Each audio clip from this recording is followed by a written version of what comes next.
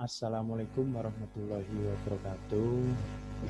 Berjumpa lagi dengan saya di pertemuan minggu ke-15. Materi kali ini kita akan membahas mengenai keterkaitan gender dengan industri pariwisata.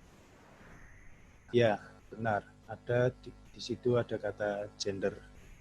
Kalau melihat artinya berarti di situ jenis kelamin ya, gender. Tapi materi kali ini saya akan menjelaskan ketimpangan gender yang memang ketika memang kita berbicara mengenai ketimpangan, berarti di situ pasti ada diskriminatif dan tindakan yang merugikan salah satu jenis kelamin.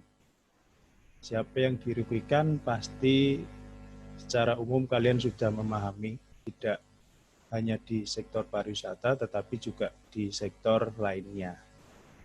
Pasti yang dirugikan adalah perempuan. Nah, keterkaitan gender dengan industri pariwisata, saya mungkin akan membahas mengenai positif dan negatifnya. Ketika kita melihat sesuatu hal, kita harus menilainya secara dua sisi, antara positif dan negatif. Tolong perhatikan dengan seksama materi terkait keterkaitan gender dengan industri pariwisata.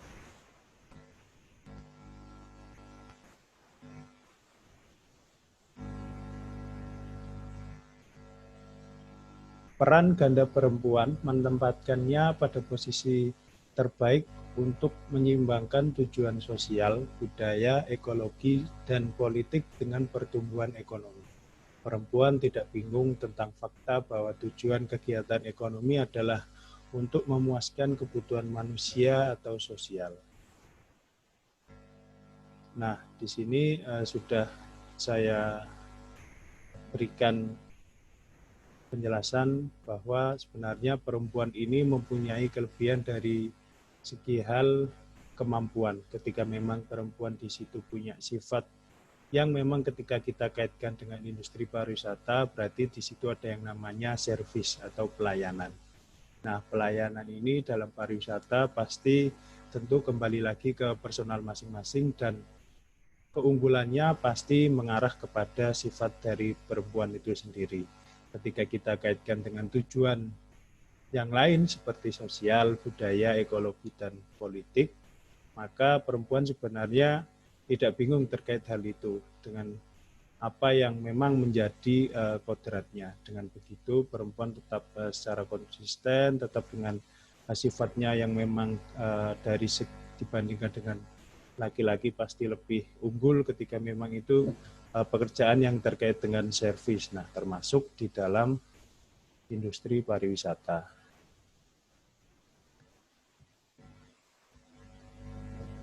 Pengalaman dan waktu perempuan cenderung jauh lebih loyal daripada laki-laki. Nah, ini salah satu keunggulannya. Dari segi pengalaman dan waktu, maka perempuan lebih cenderung loyal. Kenapa seperti itu? Bisa kita kaitkan dengan sifat dari perempuan itu sendiri yang memang dia ketika memang sudah fokus satu hal, fokus terhadap apa yang dikerjakannya, maka di situ dia akan secara totalitas mengerjakan. Dan mungkin kaitannya dengan industri pariwisata, ketika memang itu menjadi kebutuhannya, maka di situ pasti ada yang disebut keterbukaan atau memang loyalitas. Perempuan cenderung menjadi fasilitator orang lain, terutama suami, anak-anak, dan orang tua. Nah, ini kembali lagi ke kodrat, ketika memang perempuan itu punya kelebihan dibandingkan laki-laki, maka di situ perempuan adalah fasilitator untuk suaminya, anaknya, dan orang tuanya. Nah, ini sifat yang memang menjadi sifat dasar wanita ketika memang nantinya sudah berkeluarga, nantinya sudah punya pasangan dan merawat orang tuanya. Hanya penerima waktu luang itu sendiri. Nah, waktu luang sendiri ketika kita kaitkan dengan pekerjaan, maka perempuan punya sisi yang lebih pekerjaan ketika memang dia bekerja di profesional, menjadi profesional worker, maka dia juga punya pekerjaan tambahan yang lain yang biasanya dikerjakan di rumah tangga. Motivasi wisatawan laki-laki dan perempuan lebih berpengaruh perempuan karena dapat mengatur atau mengontrol pengalaman liburan yang diinginkan dari wisata mereka sendiri atau keluarganya dalam waktu, tujuan, akomodasi, dan transportasi. Nah, ketika kita melihat industri pariwisata, berarti kita tidak boleh hanya melihat satu sisi saja dari segi pengelola, tapi juga dari konsumennya. Konsumen pariwisata ya wisatawan. Ketika kita melihat motivasi wisatawan, perempuan juga lebih unggul dalam hal mengatur dan mengontrol pengalaman liburan yang diinginkannya. Ketika memang di situ menjadi kebutuhan, maka pariwisata secara perencanaan bisa jadi dalam keluarga, bisa jadi kebutuhan yang memang harus dilakukan setiap bulannya, setiap minggunya, maka di situ ketika melakukan perencanaan keuangan, menentukan waktu, tujuan, akomodasi, dan lainnya, perempuan bisa lebih unggul. Dalam hal waktu, mungkin dia lebih bisa menyesuaikan dengan kebutuhan yang lain.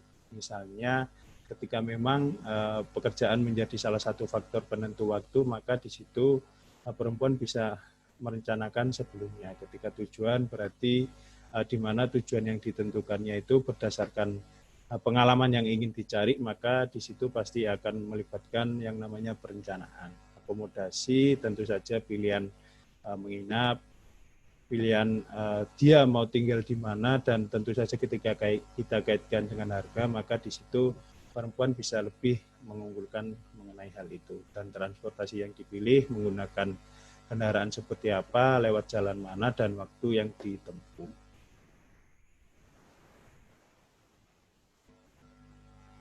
Meningkatnya persaingan pelayanan wisata dan semakin pentingnya perlindungan pelanggan, maka peningkatan kebutuhan untuk menawarkan layanan yang lebih baik dan memuaskan pelanggan supaya bertahan dan bersaing dalam jangka waktu panjang. Oleh karena itu, sangat penting bagi manajemen untuk memahami dampak efek moderasi gender dalam hubungan antara dimensi kualitas layanan, jaminan, keandalan, daya tanggap, bukti nyata, dan empati. Nah, kembali lagi ke sifat dasar wanita, ketika kita kaitkan dengan pelayanan, maka di situ pasti ketika kita bandingkan dengan laki-laki, di situ pastinya perempuan lebih unggul.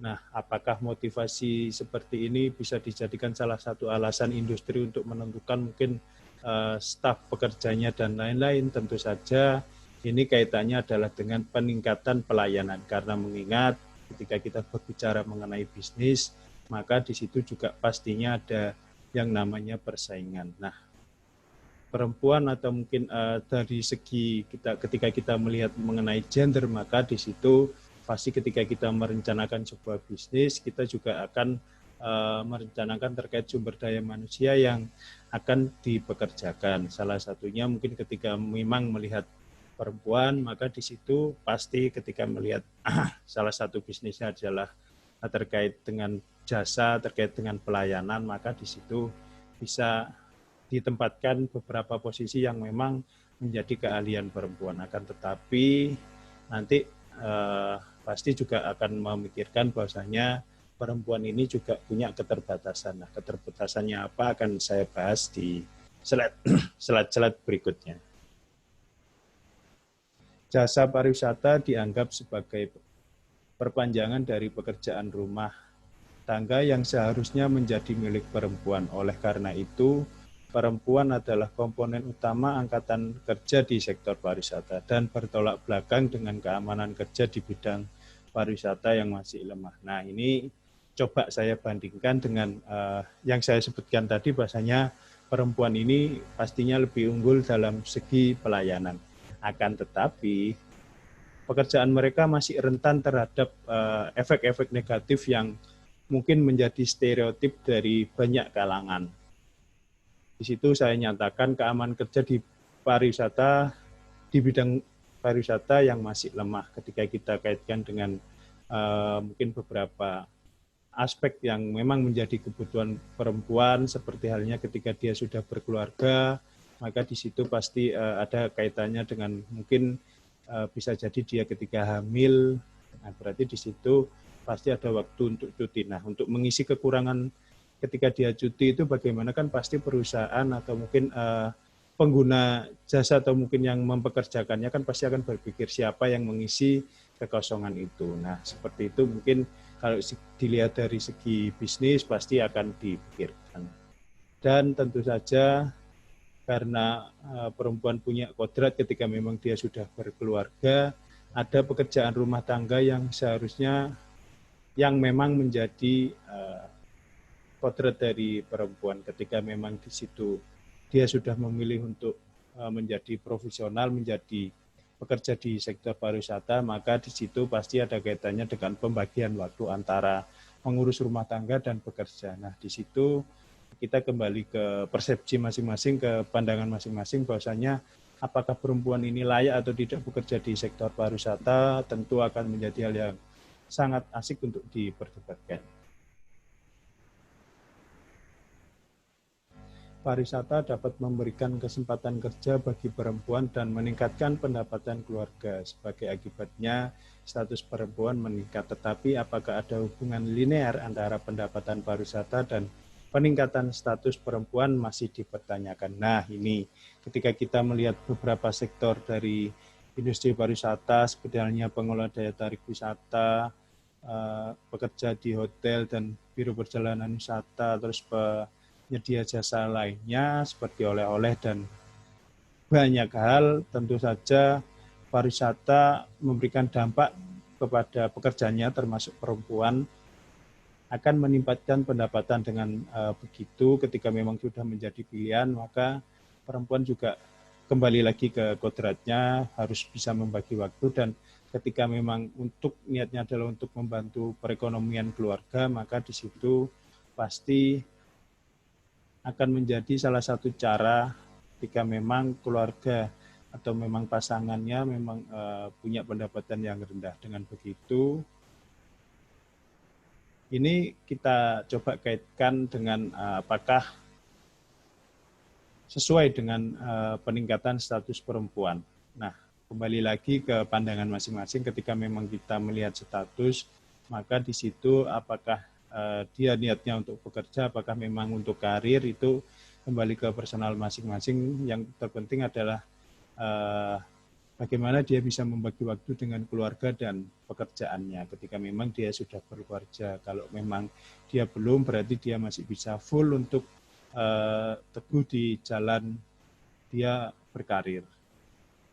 Apakah ada hubungan? Pasti tentu saja ada. Ketika memang dia sudah fokus, dia punya keinginan yang pekerjaan yang profesional, ketika melihat hal itu pasti hasilnya ya secara status, mungkin secara jabatan dia juga punya hal yang lebih dibandingkan pekerja lainnya. Ketimpangan gender ditemukan dalam sektor pariwisata. Perempuan dan laki-laki memiliki tugas pekerjaan yang sama, namun posisinya berbeda dan tidak jarang perempuan dipandang memiliki agenda tersembunyi yang diasumsikan melibatkan prostitusi. Ketidaksetaraan gender terjadi di tempat kerja formal dan informal. Nah, ini ketika kita melihat dari sisi yang bisa jadi negatif, stereotip terkait hal itu ketika perempuan bekerja di sektor industri pariwisata, maka di situ pasti beberapa orang yang punya pikiran negatif pasti arahnya bahwa perempuan itu pasti bekerja di sektor yang memang tidak benar. Salah satunya prostitusi. Tapi ini kembali lagi ke masing-masing dan ketika kita melihat dari segi praktis atau kenyataannya di dalam pekerjaan, mereka punya hak yang sama, tetapi itu tadi ketika memang dari segi pekerjaan atau mungkin dari segi pemberi pekerjaan atau pengelola bisnisnya, pemilik bisnisnya, maka di situ ketika kita melihat ada hal khusus atau tidak untuk perempuan, maka di situ kembali lagi ke pemiliknya. Ketika memang dia terbuka terkait hal itu, pasti akan membedakan antara posisi perempuan dan laki-laki. Ketika memang di situ perempuan punya kebutuhan khusus, maka akan diberikan waktu yang lebih, misalnya untuk yang saya sebutkan tadi untuk cuti. Nah, sedangkan laki-laki pasti porsinya juga akan berbeda. Ketika disamakan, berarti hal itu menjadi sisi negatif yang dimiliki oleh pemilik bisnis. Ketika kaitkan dengan hal yang negatif seperti prostitusi, ya itu kembali lagi ke pandangan masing-masing apakah benar atau tidak. Tapi di beberapa daerah yang memang sudah menjadi kantung-kantung kedatangan wisatawan mancanegara, wisatawan Nusantara, hal ini masih terjadi. Seperti halnya di Bali, saya punya pengalaman pribadi yang memang hal itu masih melibatkan hal-hal seperti ini. Ketika memang itu dilihat sebagai prostitusi, maka beberapa tempat yang saya sebutkan tadi seperti Bali, di situ masih ada hal yang memang arahnya ke situ. Nah, dibandingkan dengan daerah lain yang punya fokus pengembangan pariwisata, misalnya pengembangan pariwisata halal, hal ini juga tidak akan terjadi karena memang dari awal memang menentukan pengembangannya setara wisata halal atau mungkin wisata yang memang arahnya pada hal-hal yang tidak berbau hal yang negatif.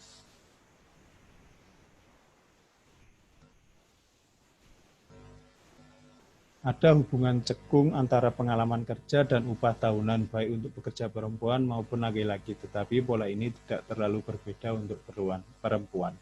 Nah, salah satu faktor yang saya sebutkan tadi untuk negatif dari sisi gender di industri pariwisata pasti dari segi upah. Padahal perempuan ini punya keunggulan dibandingkan laki-laki, tetapi dari segi upah dia lebih tertinggal dari laki-laki, mungkin karena pemilik bisnisnya tidak terbuka terkait hal itu, mereka memandang remeh pekerjaan yang dilakukan oleh perempuan, baik menjadi orang tua maupun ketika dia melakukan pernikahan dapat mempengaruhi upah, tetapi pengaruhnya berbeda antara karyawan pria dan wanita. Nah, ketika kita kembali lagi ke kodrat wanita, ketika dia sudah punya keluarga dan misalnya dia hamil, maka di situ ketika cuti pasti apakah pemilik bisnis itu tetap memberikannya gaji atau mungkin gaji itu dipotong. Nah, ini kembali lagi pemilik bisnis. Ketika memang dia sudah profesional, maka harusnya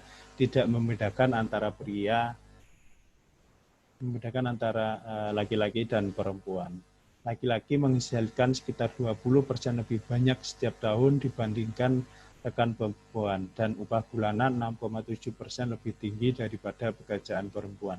Nah, ini hasil dari beberapa penelitian yang dilakukan di luar negeri bahwa laki-laki lebih unggul dari segi pendapatan dibandingkan perempuan. Nah, ini kembali lagi ke peran yang dilakukan oleh pekerja yang memang itu memiliki gender atau gender yang dia sifat laki-laki atau perempuan, ketika memang di situ dikaitkan dengan upah, sampai saat ini masih keunggulannya memang mengarah kepada laki-laki. Hal ini kembali lagi ke pemilik bisnis, apakah mau menyamakan dengan misalnya standar upah minimum regional atau memang memiliki perbedaan. Ketika memang dari sisi pekerjaan itu sama, apakah upahnya juga sama atau berbeda, itu kembali lagi ke profesionalitas pemilik bisnis. Karyawan wanita hotel sering menghadapi konflik pekerjaan kehidupan yang menyebabkan kelelahan emosional dan keterasingan emosional. Ini kembali lagi ke sifat ketika memang sudah menetapkan dirinya, menetapkan niatnya untuk bekerja di sektor industri pariwisata, maka dia juga harus bersifat sikap profesional. Ketika memang di situ ada masalah, misalnya masalah keluarga, masalah lainnya, ketika memang dia sudah masuk ke pekerjaan, berarti dia harus profesional, meninggalkan sebentar masalahnya dan fokus terhadap pekerjaan yang dilakukannya. Pengalaman wisatawan wanita sangat dipengaruhi dan seringkali secara tidak sengaja diubah oleh perhatian pria yang tidak diinginkan atau pelecehan seksual.